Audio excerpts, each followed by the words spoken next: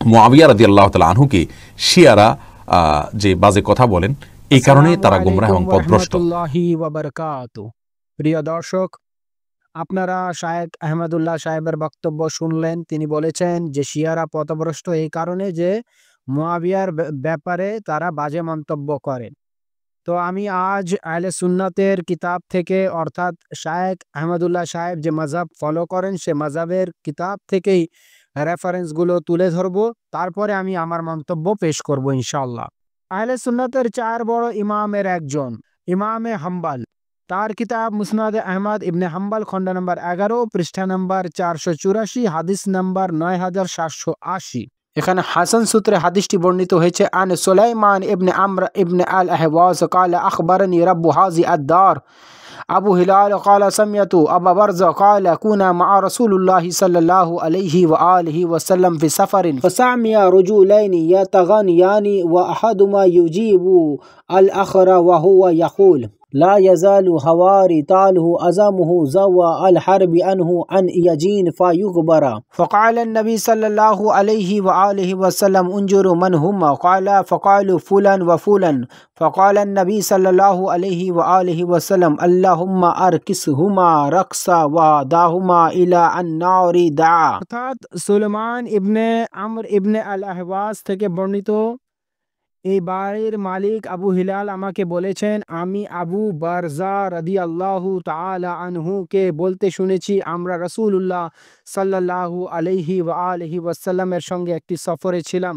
তখন তিনি দুই ব্যক্তিকে গান গাইতে শুনলেন।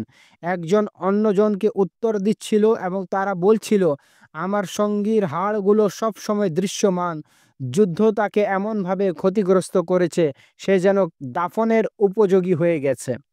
তখন নবী সাল্লাল্লাহু আলাইহি ওয়া আলিহি ওয়াসাল্লাম দেখে বললেন যে ওরা কারা? তখন আবু বারজা বললেন অমুক অমুক, অর্থাৎ এই হাদিসে ফুলান ফুলান শব্দ এসেছে। এই হাদিসে তাদের নাম লুকায় দেওয়া হয়েছে যে কারা ছিল যারা রাসূলুল্লাহ সাল্লাল্লাহু আলাইহি ওয়াসাল্লামকে টিটকারি মেরে গান গাচ্ছিল। এই হাদিসে তাদের নাম লুকানোর চেষ্টা করা হয়েছে।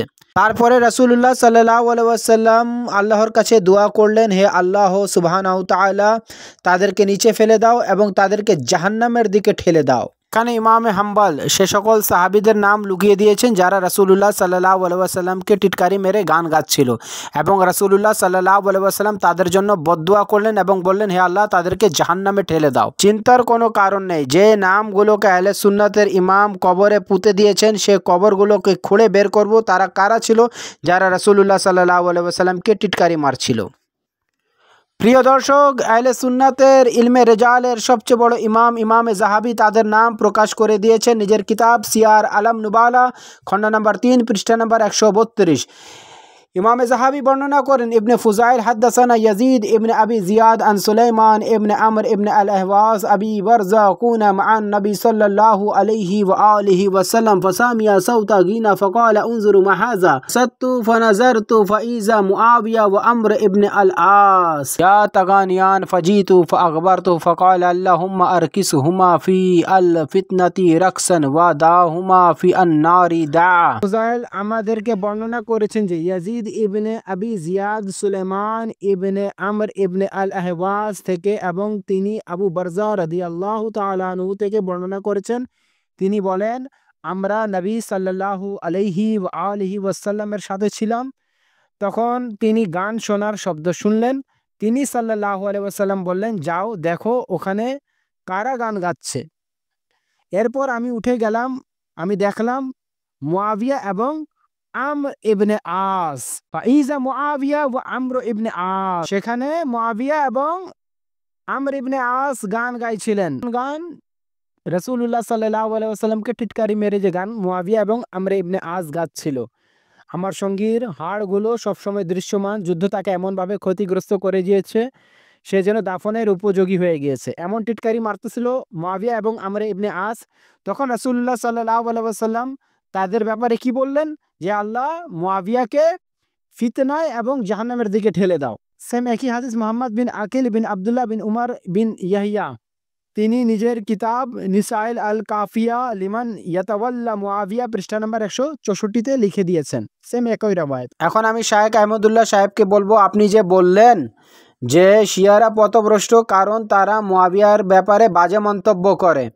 তো বাজে মন্তব্য করার কারণে আপনার মতে শিয়ারা যদি পথভ্রষ্ট হয়, তাহলে আপনার ফতোয়া মোতাবেক রাসূলুল্লাহ সাল্লাল্লাহু আলাইহি ওয়াসাল্লামকে কি বলবেন? রাসূলুল্লাহ সাল্লাল্লাহু আলাইহি ওয়াসাল্লাম মুয়াবিয়ার ব্যাপারে বলছেন, হে আল্লাহ, তাকে ফিতনার দিকে ঠেলে দাও, তাকে জাহান্নামের দিকে ঠেলে দাও। শায়েখ সাহেব, আপনি একটু চিন্তা করেন, আপনার ফতোয়া রাসূলুল্লাহ সাল্লাল্লাহু আলাইহি ওয়াসাল্লামের বিরুদ্ধে চলে গিয়েছে। আর যে ব্যক্তি রাসূলুল্লাহ সাল্লাল্লাহু আলাইহি ওয়াসাল্লামের বিরুদ্ধে ফতোয়া দেয়, সে কুরআন এবং হাদিসের আলোকে কাফের। এখন আপনি হয়তোবা তওবা করেন যে আমি শিয়াদের হিংসায় উল্টাপাল্টা ফতোয়া দিয়ে রাসূলুল্লাহ সাল্লাল্লাহু আলাইহি ওয়াসাল্লামের বিরোধিতা করেছিলাম, তাই আমি ক্ষমা চাচ্ছি। আর নয়তোবা আপনি এই জাহান্নাম থেকে মুয়াবিয়াকে বাঁচিয়ে দেখান, যার ব্যাপারে রাসূলুল্লাহ সাল্লাল্লাহু আলাইহি ওয়াসাল্লাম বলছেন যে হে আল্লাহ, তাকে জাহান্নামের দিকে ঠেলে দাও।